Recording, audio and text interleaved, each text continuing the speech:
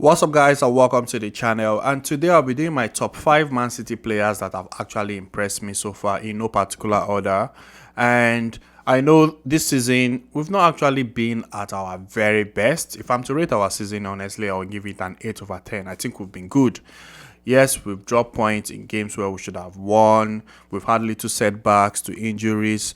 But despite that, I still think we're having a good season. I still feel the season, I still know the season is good. Not feel, I know the season is good. We're still doing well. That's why I give it an 8 over 10. And despite that, there are some players that have actually impressed me so far. This list might change as the season comes to an end. But so far, these are the 5 players that have impressed me. Starting from the back, I'll start with the defense. Then I'll go into the just in no particular order, basically. But for number 5 is a defender. I know our defenders have not been at their very best. We've been conceding lots of goals. We hardly keep clean sheets, and like we struggle. Basically, our defenders, they've been struggling. But if there's anyone that have stood out for me, is Nate Ake. And I feel Nate Ake has been the one that's been most consistent, even from last season. Nate Ake has been very consistent, even when Diaz was injured and he came back. That was last season, and he came back. I think Diaz came back was like almost towards the end, like half of the season. Like Diaz came back and just was doing so well.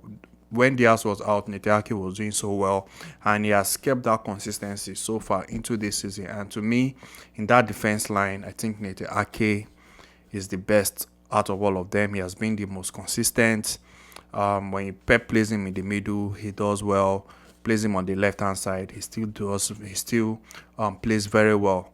Personally, I just want to see him on that left hand side because I know that's where he gives his best. So Nate Ake for me makes it into my top 5. Another player I like to call is Rodri. Sometimes I ask myself, what are we going to do without Rodri? I'm so scared that if Rodri gets injured, I just feel our season is over because we don't have that replacement. I miss the days where if Rodri is going off and Fernandinho is coming in. That kind of situation. If Rodri is going off and Fernandinho is coming in, there'll be more like it's like for like. But right now, we don't have that replacement. Calvin Phillips, it didn't really work out for him at Man City, but Rodri has been so good for us, giving us some clutch moments against Chelsea. Like Rodri, without Rodri, what are we going to do? We just need to protect Rodri. He's playing so much games. Sometimes I'm like, bro, this guy, you need rest because you play so much games, so much. And there's one player we need to protect is Rodri. So Rodri for me makes it into my top 5. Another player I'd like to talk about is Bernardo Silva. What can Bernardo Silva not do? Honestly, what can Bernardo Silva not do? I say to myself, Bernardo Silva is not a player that gives you high number of goals or high number of assists. There are so many players in the league that will have more goals than Bernardo Silva, but Bernardo Silva is a player that makes the team better. Like the only position I think Bernardo Silva can't even play, to me, is the goalkeeper position and centre back. Every other position in the pitch, Bernardo Silva can play. Right back, left back, midfield, attack, force 9, right wing, left. It's only the goalkeeper position and centre back Bernardo Silva can play. And this guy so far, he has been very good for us. Another player we need to protect. Because there's no replacement also. We can try to fill in maybe Oscar Bob on that right hand side or pushing maybe if you're folding to the right hand side. But Bernardo Silva brings so much to the team. And so far this season he has done well. One of my best moments from Bernardo Silva this season is against Manchester United. I can remember the gameplay between him and Jack Grealish was just superb. Like Bernardo Silva was on another level on that day. But like I said, very, very important player, and we need to protect him. Now, the other player I'd like to talk about is Erling Haaland. Haaland, at the beginning of this season, I made a prediction Haaland might not do up to 36 Premier League goals. I was expecting Haaland to do probably 30 because, of course, it's the Premier League, and I felt it would be much difficult for him in terms of defenders now be very aware of him. And so far, he has had some setbacks. Like Yeah, he lost his grandma. Also, he was out for 2 months due to injury, and 2 months is a lot. Right now, currently, Haaland is on 17 goals. As of when he left, he was on 14. Yeah, as of when he left, he was on 14. So, if Haaland wasn't missing 2 months, by now Haaland should be on at least 20 goals. Haaland should be on 20 goals. So, doing that 30 goal is very possible. But right now, he's on 17.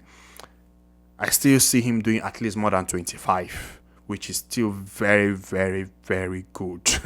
If you have a striker that gives you 25 Premier League goals, that's a lot. That helps a team. That's so much. So Haaland so far this season has been very good for us. Very good for us. Against the game we just played yesterday against Brentford. That's why you need your striker. Just one moment. Yes, he missed a couple of chances, but just one moment. You need. That's why you need your striker. And Haaland has just been so good for us. Without, I don't think that we can't play without Haaland. We'll struggle at this moment right now. I think there's this ideology. People think, oh, Man City without Haaland, they will still will win games, but I feel we will struggle. Haaland also is a very, very important player to the team. A few years ago, when he wasn't in the team, yes, but right now, the way the team is set up, the way the team is playing right now at this moment, the way how Haaland is in the team, is a very, very important player to us.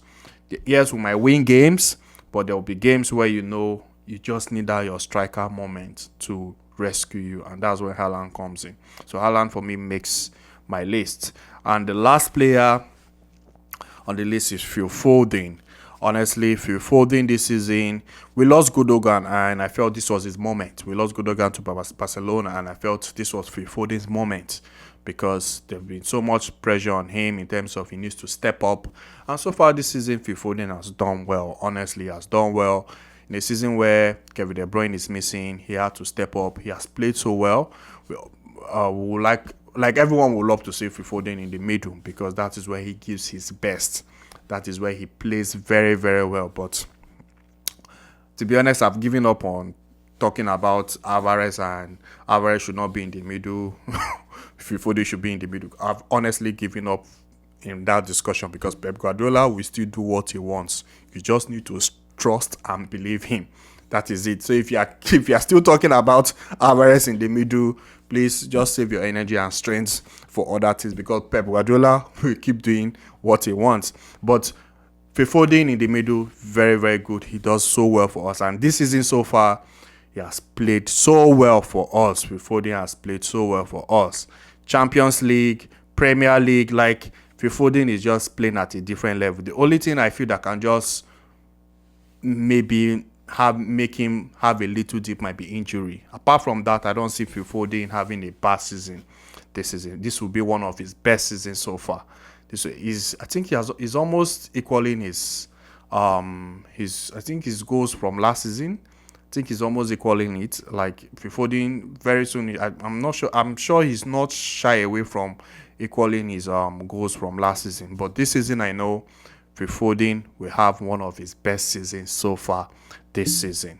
And that's it for me, guys. Let me know your own top 5 here. Man City fan out there, let me know your own top 5. This is in no particular order. I just listed them randomly, honestly. But these are the 5 guys so far that have actually impressed me. Nete Ake, Rodri, Haaland, Bernardo Silva, and Phil Foden. And that's it. And I'll see you guys in my next video. Thank you very much.